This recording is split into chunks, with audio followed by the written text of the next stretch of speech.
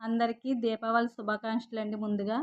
అందరూ ఆరోగ్యాలతోని, సుఖశాంతులతో అందరూ దీపావళి పండుగ అందరూ చాలా ఆనందంగా చేసుకోవాలనైతే కోరుకుంటున్నానండి. అయితే దీపావళి అంటేనే మనకి లక్ష్మీదేవి పూజ, నరకాసుని హతమార్చిందని మనకి పురాణాల్లో తెలుసండి. కానీ కన్న తల్లే కన్న బిడ్డని సంహరించిందన్న సంగతి చాలామందికి తెలీదు. నేను దీపావళి గురించి ప్రత్యేకంగా తెలుసుకొని మీకు ఈ కథనైతే నేను చెప్పి ఒక కన్న తల్లే తెలియకుండా తన బిడ్డని సంహరించిందన్న సంగతి మనకెవ్వరికీ చాలామందికి నాకే ఇప్పటి వరకు తెలీదండి. ఇది మీ అందరికి నేను చెప్పి షేర్ చేసుకోవాలని చెప్పి ఈ ఫుల్ వీడియో అయితే నేను చేస్తున్నాను. షార్ట్ వీడియోలు అంటే పూర్తిగా చెప్పలేం కాబట్టి కొంచెం కొంచెం చెప్పినా అర్థం అవ్వదు కాబట్టి ఈ ఫుల్ వీడియో అయితే చేస్తున్నాను. అలా కన్న తల్లే బిడ్డని ఎందుకు చంపింది? అయితే ఎందుకు అంత నరకాసురుడికి చావు ఆ రోజు ఎందుకు? ఆ రోజే లక్ష్మీదేవిని ఎందుకు పూజిస్తాం మనం? అనేది ఈ కథలో మీకు ఫుల్‌గా చేసింది. ఎవరు వీడియో స్కిప్ చేయకుండా పూర్తిగా చూడండి. అలాగే మన ఛానల్ ఎవరైనా ఫస్ట్ టైం చూసినట్టయితే ప్లీజ్ సబ్స్క్రైబ్ చేసుకోండి, షేర్ చేయండి, లైక్ చేయండి. నాకేమైనా చెప్పాలంటే ఈ కథ ఏమైనా మీకు ఏమైనా అర్థం కాదు కామెంట్ బాక్స్‌లో కామెంట్ అయితే పెట్టండి. నేను రిప్లై అయితే ఇస్తాను. అలాగైతే ఇప్పుడు కథ ఏంటంటే అనగనగా ఒక రాజ్యం అయితే ఉండేదండి. ఆ రాజ్యంలో విష్ణుమూర్తి పరిపాలనలో రాజ్యమంతా శుభ చాలా సుఖశాంతులతో వర్ధిల్లేవారు. ఆవిడ విష్ణుమూర్తి భార్య అయితే మన భూదేవి తల్లండి. ఆ భూదేవి తల్లి విష్ణుమూర్తి స్వామి ఆ పరిపాలనలో చాలా ఆనందంగా ఉండేవారు. ఆ రాజ్యం మీద ఒక మునేశ్వరుడు కన్నైతే పడిందండి. ఆ రాజ్యంలో ఉన్న ఆడవాళ్ళని వీళ్ళని చాలా భూములు లాక్కెళ్ళిపోవడం అలాంటివి చేసేవారు.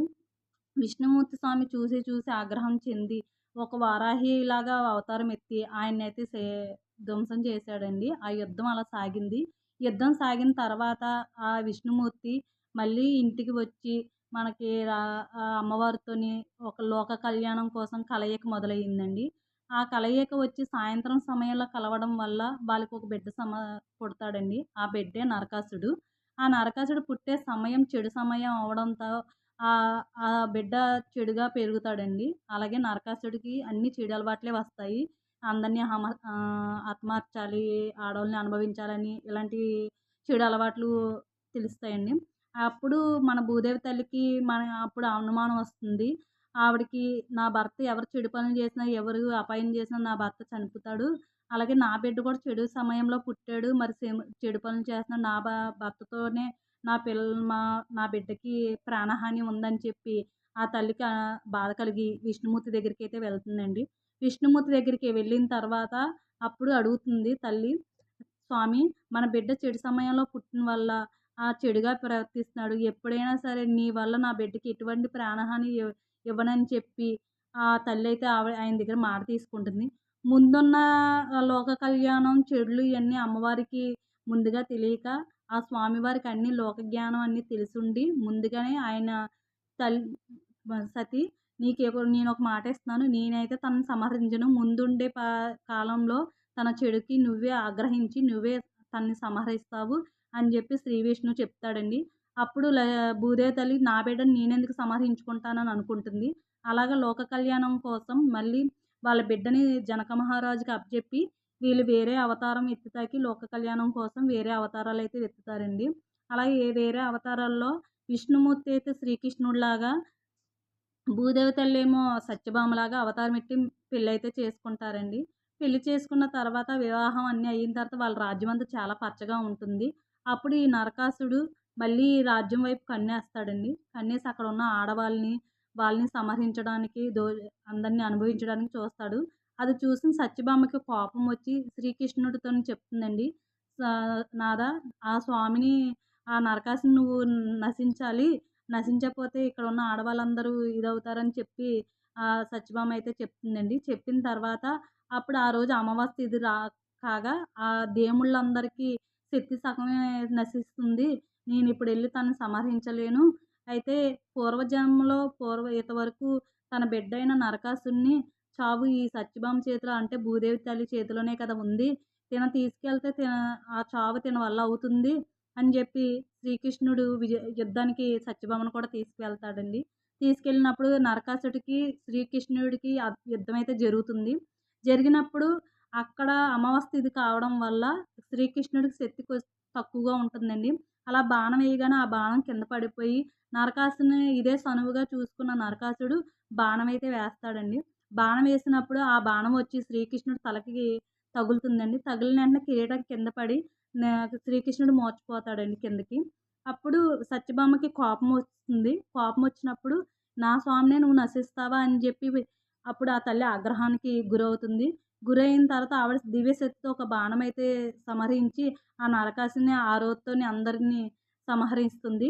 అలాగా ఆ రోజు నరకాసుని చంపడం వల్ల అక్కడున్న ప్రజలందరూ ఆవిడకి ఉగ్ర రూపాన్ని చూడలేక శాంతించు తల్లి అని చెప్పి దీపాల కాంతులతో ఆవిడకి హారతి ఇస్తారండి. అలా హారతి ఇచ్చినప్పుడు ఉగ్ర రూపంతో సత్యభామ ఉండగా మునీశ్వరులందరూ ప్రత్యక్షమయ్యి, "తల్లి నువ్వలా ఆగ్రహించకు. నీ బిడ్డని అది చంపడం అనేది తప్పు కాదు.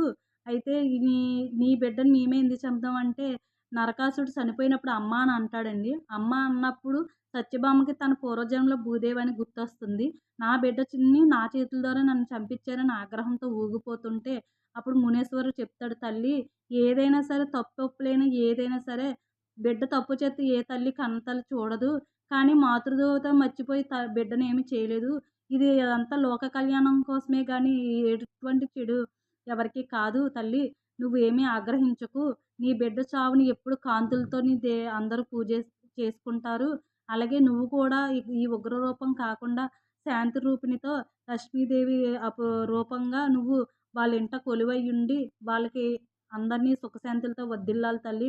ఆ రోజు అందరూ అమావాస్య తిథి రోజున దీపావళి చేసుకొని, నీ పూజ అయితే చేసుకున్న వాళ్ళకి సకల సంపదలు కలిగి, వాళ్ళు లో నిండు నూరేళ్ళు వర్ధిల్లుతారని నువ్వు వాళ్ళందరినీ ఆశీర్వదించాలి తల్లి అని చెప్పి మునీశ్వరులు ఆవిడకి వరమిస్తారు.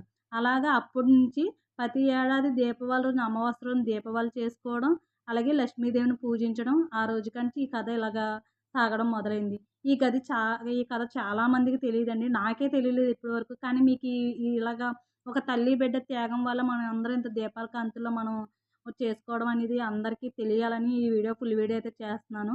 మీకు కూడా ఈ దీపావళి గురించి కథ ఇని మీకు కూడా చాలా బాగా నచ్చిందయితే నాకు కామెంట్ బాక్స్‌లో కామెంట్ అయితే చేయండి. అలాగే దీపావళి పండుగ కథ అయితే మనం విన్నాం కదండీ! తర్వాత నెక్స్ట్ వీడియోలో నేను దీపావళికి ఏమేమి కొనుక్కోవాలి, ఎలా పూజ చేసుకోవాలి, ఏమేమి వండుకోవాలనేది నెక్స్ట్ వీడియోలో మీకు చెప్తానండి. ప్లీజ్ మన ఛానల్ మళ్ళీ ఒక్కసారి మన ఛానల్ ఎవరైనా ఫస్ట్ టైం చూస్తే ప్లీజ్ సబ్స్క్రైబ్ చేసుకోండి.